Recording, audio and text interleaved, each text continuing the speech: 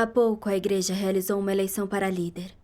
Ao saber que a liderança superior cogitava a irmã Zhao, eu tive que questionar a decisão. A irmã Zhao? Como líder, ela semeou inveja e discórdia, oprimiu e puniu os outros, prejudicando seus irmãos e perturbando e interrompendo o trabalho da igreja. Os irmãos a expuseram muitas vezes, porém ela nunca aceitou. E mais tarde foi substituída. Ela refletiu e conheceu a si mesma. Ela se arrependeu e alcançou a transformação. Mas então eu pensei, se a liderança está pensando em promovê-la, deve ter avaliado o caso dela conforme os princípios. Ela deve ter se arrependido e mudado. Afinal de contas, a eleição de líder é um assunto da liderança superior. E não é tão relevante para mim. Não deveria me preocupar com isso. A eleição de líderes de igreja é importante. É dever dos escolhidos de Deus proteger o processo. Sua preocupação não é vã. Correto. Você está certa. Na época eu não pensei mais nisso. Uns dias depois, os líderes organizaram uma reunião em que discutiram os princípios de eleger líderes de igreja e leram as avaliações feitas da irmã Zhao. As avaliações diziam que, quando a irmã Zhao era tratada, ficava ressentida e achava difícil aceitar a verdade. Além disso, essas avaliações não diziam como via suas transgressões passadas. Pensei, se a irmã Zhao não refletiu e não conheceu a si, então é porque ela não busca nem aceita a verdade. Sim. Se ela for eleita líder de novo, ela não continuará semeando inveja, discórdia e oprimindo os irmãos? Mas então eu pensei, eu não a vi muito nos últimos anos e não conheço sua situação atual. Então eu não devia me preocupar. O mais importante é cuidar do meu trabalho. Em todo caso, não importa quem serve como líder. Na época, esqueci o assunto e a vida continuou.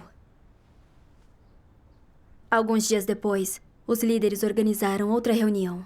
Disseram que havia irmãos que se opunham à promoção da irmã Zhao a líder, porque ela não refletiu nem entendeu suas transgressões passadas e não se arrependeu, e que ela não era apta a ser líder.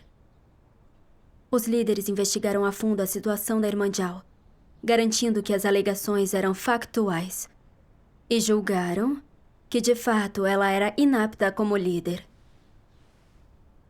Quando soube disso, senti vergonha. Porque os outros eram capazes de relatar problemas quando os viam e proteger a eleição da igreja, enquanto eu ficava de braços cruzados e não a levava a sério. O que eu estava pensando?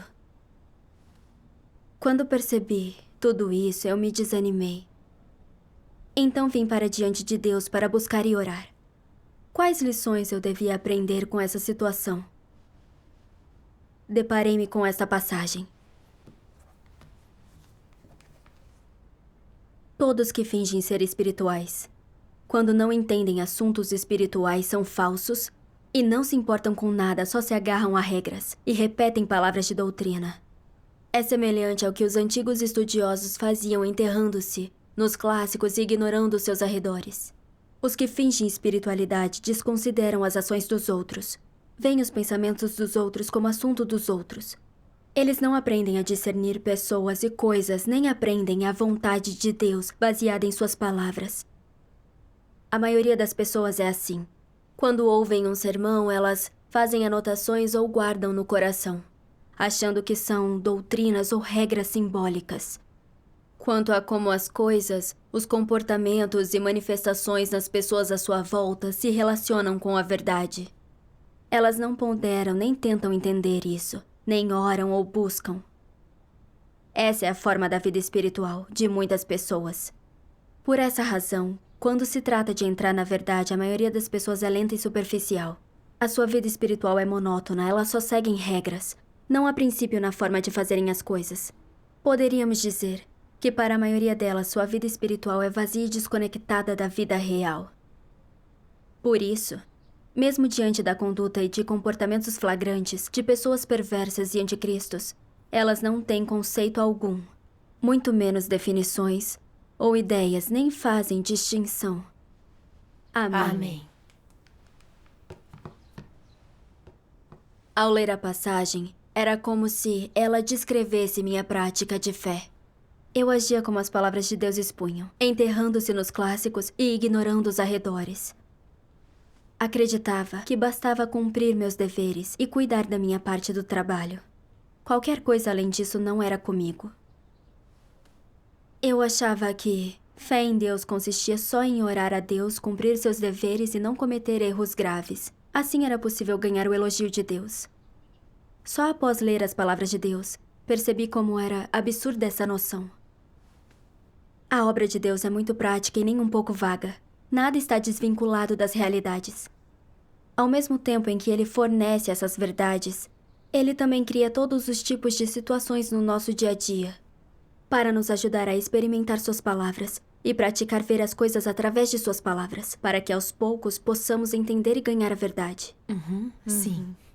Naquela eleição de liderança, algumas pessoas puderam exercer discernimento com base nas palavras de Deus. Ao perceberem que a líder não foi promovida pelos princípios, eles interviram e protegeram o trabalho da igreja. Por meio dessa situação, aprenderam a discernir pessoas e coisas e obtiveram ganhos práticos. Correto. Quanto a mim, eu abordei a mesma situação como alguém de fora. Me desliguei assim que a eleição acabou e não busquei entender quais lições poderiam ser aprendidas. E como resultado, não ganhei nada.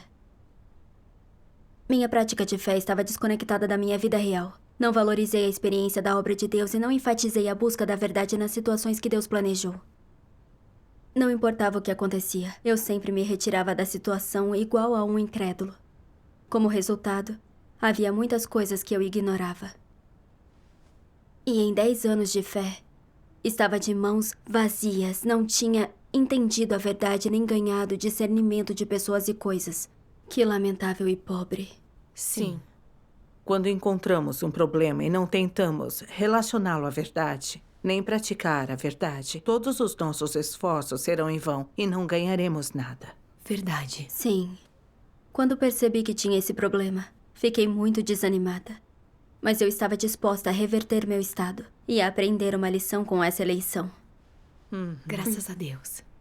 Ao refletir, percebi que a razão pela qual eu não tinha me preocupado com a eleição da igreja era que eu sempre tinha me agarrado à ideia equivocada de que quem é eleito líder é irrelevante para mim. Eu continuaria praticando fé em Deus e cumprindo meus deveres como sempre, independente de quem fosse eleito. Quando me deparei com uma passagem, compreendi o significado das eleições da liderança da igreja. Vamos assistir a um vídeo? Ok. Deus Todo-Poderoso diz: qual é a causa do surgimento da categoria de pessoas que são líderes e obreiras e como foi que elas surgiram? Em uma grande escala, elas são necessárias para a obra de Deus. Em uma escala menor, elas são exigidas para o trabalho da igreja. Elas são exigidas pelo povo escolhido de Deus. A diferença entre líderes e obreiros e o resto do povo escolhido de Deus é só uma característica especial nos deveres que cumprem. Essa característica especial se mostra principalmente em suas funções de liderança. Por exemplo, não importa quantas pessoas uma igreja tenha, o líder é o chefe. Então, qual é o papel que esse líder exerce entre os membros? Ele lidera todos os escolhidos na igreja. Que efeito, então, ele tem sobre toda a igreja? Se esse líder tomar a senda errada, o povo escolhido de Deus na igreja seguirá o líder na senda errada, o que terá um impacto enorme sobre todos eles. Tome Paulo como exemplo. Ele liderou muitas igrejas que fundou e o povo escolhido de Deus. Quando Paulo se desviou, as igrejas e o povo escolhido de Deus que ele liderava também se desviaram. Então, quando os líderes se desviam, eles não são os únicos que são impactados, mas as igrejas e o povo escolhido de Deus que eles lideram também são impactados. Se um líder for uma pessoa correta, alguém que esteja trilhando a senda certa e busque e pratique a verdade, então as pessoas que ele liderar comerão e beberão as palavras de Deus adequadamente e buscarão a verdade adequadamente. E, ao mesmo tempo, o progresso e a experiência de vida do líder será visível a outros e terá um impacto sobre os outros. Então, qual é a senda correta que um líder deveria trilhar? É ser capaz de conduzir outros a um entendimento da verdade e a uma entrada na verdade, e levar outros para diante de Deus. O que é uma senda incorreta? É buscar status, fama e lucro, frequentemente elevar a si mesmo e dar testemunho de si mesmo, sem nunca dar testemunho de Deus. Que efeito isso tem sobre os escolhidos de Deus? Eles irão se afastar de Deus e ficar sob o controle desse líder.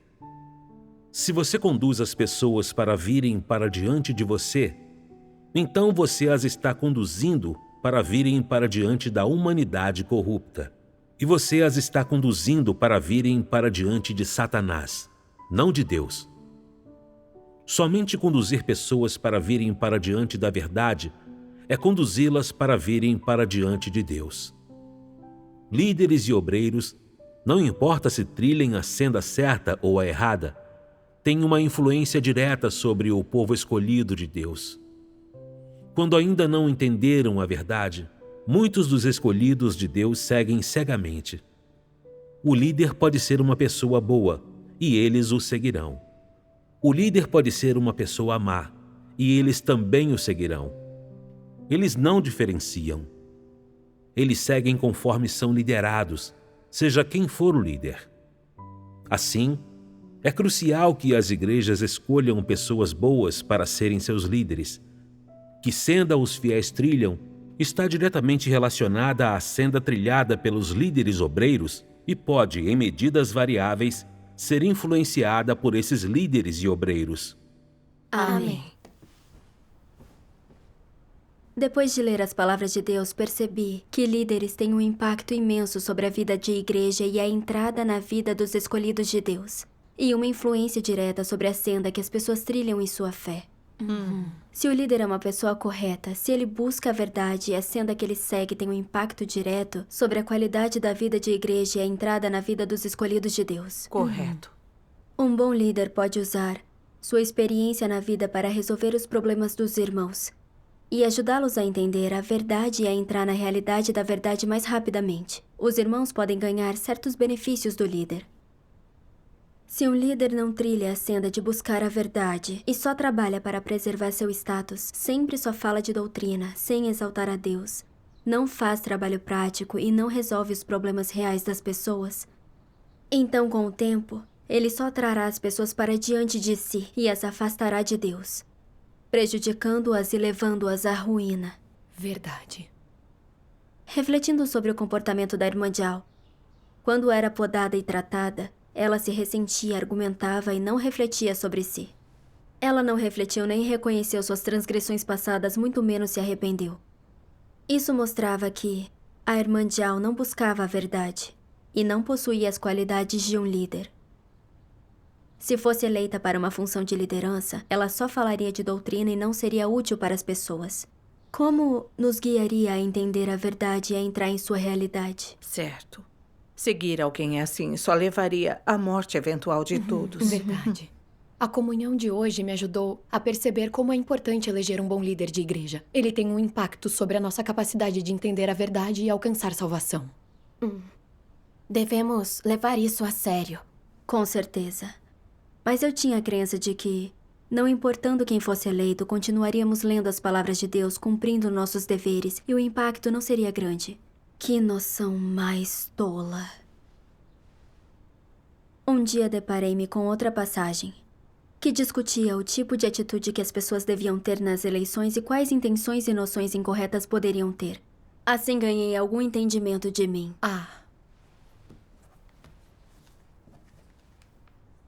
Sempre que há uma eleição na igreja, seja para líderes e obreiros, seja para os escolhidos de Deus, todos são responsáveis e têm a obrigação de defender o trabalho eleitoral. Algumas pessoas se reclinam e observam, dizendo: Não posso me tornar líder da igreja, seja quem sirva, será igual. Tendo capacidade, pode servir. Que um anticristo sirva não é da minha conta e está bem, desde que eu não seja eliminado. Isso é o que dizem as pessoas negativas.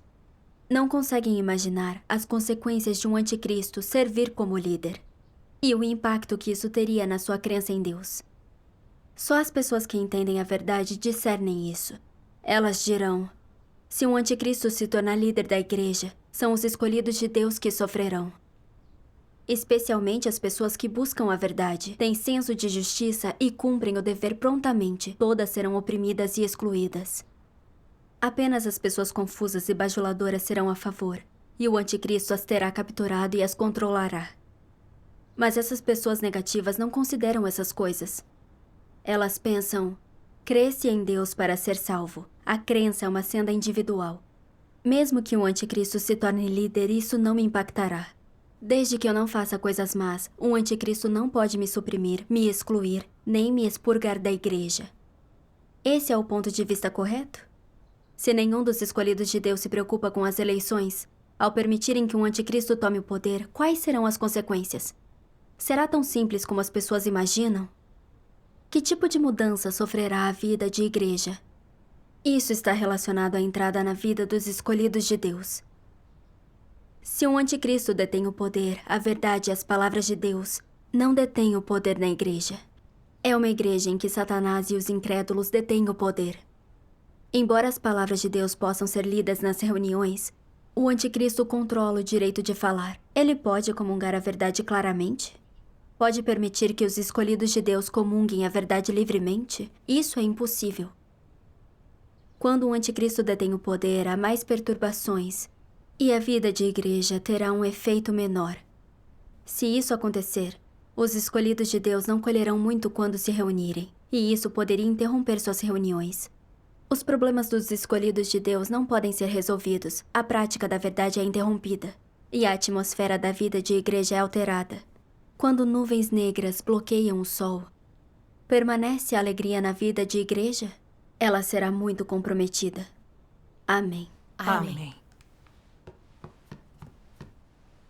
As palavras de Deus expunham todas as ideias e atitudes apáticas das pessoas quando confrontadas com as eleições na igreja. Meu comportamento era como suas palavras expunham. Durante essa eleição, percebi que a irmã Jal não parecia estar buscando a verdade. Mas eu não busquei os princípios para eleger a liderança da igreja. Não considerei as consequências caso a irmã Jal fosse eleita. E nem manifestei dúvidas sobre os resultados diante da liderança. Em vez disso, optei por cruzar os braços em apatia. Acreditava que não fazia diferença quem servisse como líder. Ele cumpriria seus deveres e eu os meus. Ninguém interferiria no outro. Também achava que mesmo que houvesse problemas com a eleição, isso era um assunto da liderança superior e não era problema meu. Eu mal dei atenção e não quis me importar com isso. Então, durante a eleição, não tive opinião própria e segui os outros cegamente. Eu não praticava a fé igual ao mundo religioso que só se importava em preencher sua barriga e seguia cegamente. Correto. Eu vivia pelas toxinas satânicas como: deixe as coisas seguirem se não afetarem ninguém. Quem me dá dinheiro me alimenta é meu ente querido. Eu só obedecia e seguia quem quer que fosse o líder, sem nenhum discernimento. Como eu estava equivocada. Esse é um problema muito comum agora. As pessoas estão tão confusas e não tratam a verdade com seriedade. Isso é obra das toxinas de Satanás. Isso é correto. Se a igreja fosse controlada por anticristos e falsos líderes, além de interromper o trabalho da igreja, os escolhidos de Deus seriam prejudicados. E suas chances de alcançar salvação seriam destruídas. Correto. Mesmo sendo um tema importante, eu agi de maneira egoísta, apática e irresponsável. Onde estava a minha consciência? Lembrei-me das palavras de Deus. Se você não se dedica à sua fé e ao seu dever, se você age sem se envolver e é superficial em suas ações, como um incrédulo trabalhando para o chefe, se não põe o coração nisso e é superficial, não relata problemas quando os vê, não limpa algo derramado, e indiscriminadamente descarta tudo que não seja para benefício próprio, isso não é um problema? Como alguém assim pode ser membro da casa de Deus? Essas pessoas são incrédulas. Elas não são da casa de Deus. Nenhuma delas é reconhecida por Deus. Amém. Com base nas palavras de Deus, vi que eu acreditei em Deus por anos e li suas palavras livremente, desfrutando da sua graça, mas não protegi o trabalho da igreja. Não importava que tipo de interrupção ou perturbação ocorresse, nem quanto dano fosse causado ao trabalho da igreja. Eu me fingia de cega e não queria me importar com isso. Eu era tão egoísta e desprezível. Eu era uma incrédula na casa de Deus. Nesse caso, a pessoa promovida a líder não era apta para o cargo e eu já tinha agido com indiferença. Se um anticristo controlasse a igreja manipulando e interrompendo uma eleição, e alguém precisasse se levantar e lutar contra ele, eu recuaria e observaria apaticamente. Eu não protegeria o trabalho da igreja. Quanto mais refletia sobre isso, mais via como Deus desprezava minha atitude apática em relação ao trabalho da igreja. Se continuasse agindo assim, eu seria expulsa. Ao refletir, percebi também que eu estava errada ao pensar que a liderança superior supervisiona o trabalho dos líderes. Então todas as decisões que eles tomam devem ser conforme os princípios e que não há nada a ser questionado. Lendo as palavras de Deus, percebi que essa opinião não estava de acordo com a verdade. Quando alguém na igreja é promovido e cultivado para ser um líder, ele é meramente promovido e cultivado no sentido mais direto. Não significa que já é um líder qualificado ou competente, que já é capaz de realizar o trabalho de um líder e que já pode fazer trabalho verdadeiro. Este não é o caso. A maioria não vê claramente essas coisas e admira aqueles que são promovidos com base em suas imaginações, mas isso é um erro. Não importa por quantos anos tenham acreditado, os promovidos têm a realidade da verdade? Não necessariamente. Eles podem implementar os arranjos de trabalho da casa de Deus? Não necessariamente. Eles têm um senso de responsabilidade? Possuem dedicação? Se submetem a Deus? Quando encontram um problema, são capazes de buscar a verdade? Tudo isso é desconhecido. Essas pessoas têm um coração que teme a Deus? E quão grande é seu temor de Deus? Elas vão agir por vontade própria? São capazes de buscar a Deus? Ao realizarem o trabalho de líder, elas frequentemente vêm para diante de Deus para buscar a sua vontade? Podem guiar as pessoas na entrada na realidade da verdade? São incapazes de fazer isso de imediato. Não receberam treinamento e não têm experiência, então são incapazes disso. É por isso que promover e cultivar alguém não significa que ele já entende a verdade.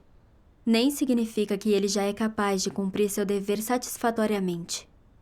As pessoas não devem ter expectativas altas ou fazer exigências irreais àqueles que são promovidos e cultivados. Isso seria insensato e injusto com eles. Vocês podem monitorar o trabalho deles.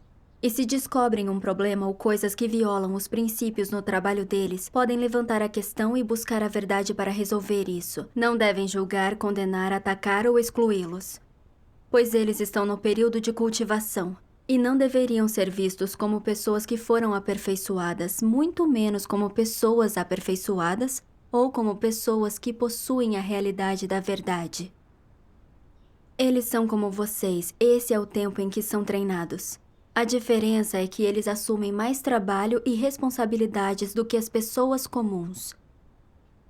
Eles têm a responsabilidade e a obrigação de fazer mais trabalho, pagam um preço mais alto, sofrem mais adversidades, resolvem mais problemas, toleram a censura de mais pessoas e, é claro, fazem um esforço maior. Dormem menos e se envolvem menos em conversa fiada do que as pessoas normais. É isso que há de especial neles. Fora isso, são iguais a todos os outros. Por que eu digo isso? Para dizer a todos que devem abordar corretamente a promoção e a cultivação dos vários talentos na igreja e que não devem ser duros nas exigências a essas pessoas. Naturalmente, As pessoas também não devem ser irreais em suas opiniões sobre elas. É tolice ser apreciativo ou reverente demais a elas. Nem é humano ou realista ser duro demais nas suas exigências para com elas. Amém. Amém.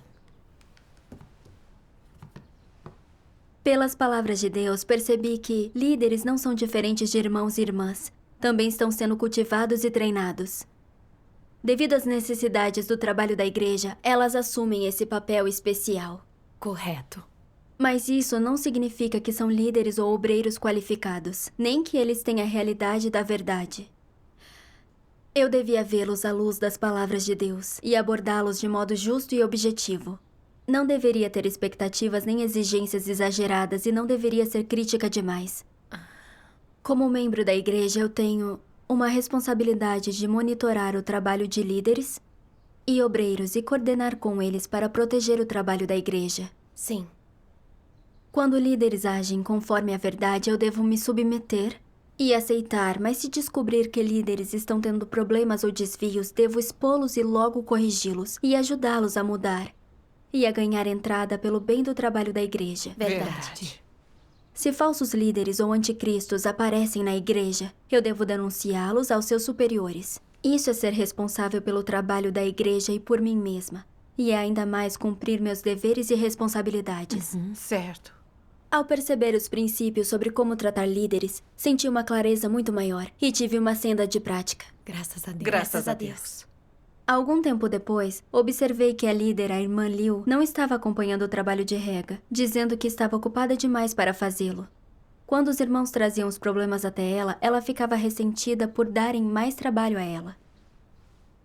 Pensei, os líderes são responsáveis por muito trabalho, mas sempre é possível priorizar. Eles não precisam fazer todo o trabalho. Podem designar alguém para acompanhá-lo e então supervisionar o fato ocorrido. Sim. Se um líder usa estar ocupado como desculpa e não supervisiona o trabalho pelo qual é responsável ou não se envolve, isso é negligência séria, não é trabalho prático. E eu devo relatar esse problema ao seu superior. Então pensei que não devia me preocupar com o desempenho da líder em seu trabalho e que só devia cumprir os meus deveres. Então, lembrei-me das palavras de Deus. É da responsabilidade de todos monitorar se os líderes e obreiros estão fazendo o trabalho real, se eles usam a verdade para resolver problemas. Amém. Eu percebi que tinha a ideia errada. Eu devia lembrar a líder e ajudá-la a corrigir seu problema. Então, eu criei coragem e falei do problema com ela. A líder disse, você está certa. Isso realmente é um problema. Refletirei sobre isso. Fiquei comovida ao ouvir isso. Graças a Deus. Depois disso, vi que a líder começou a acompanhar o trabalho de rega e resolveu alguns problemas práticos naquele trabalho. Graças a Deus. Praticar a verdade e agir de acordo com os princípios, isso é muito benéfico para os nossos irmãos e o trabalho da igreja. Sim. Certo. Essa experiência me ajudou a perceber que qualquer que seja o nosso dever, devemos proteger o trabalho da igreja. Esse é o dever e a responsabilidade de todos. Amém. Graças a Graças a Deus. Deus.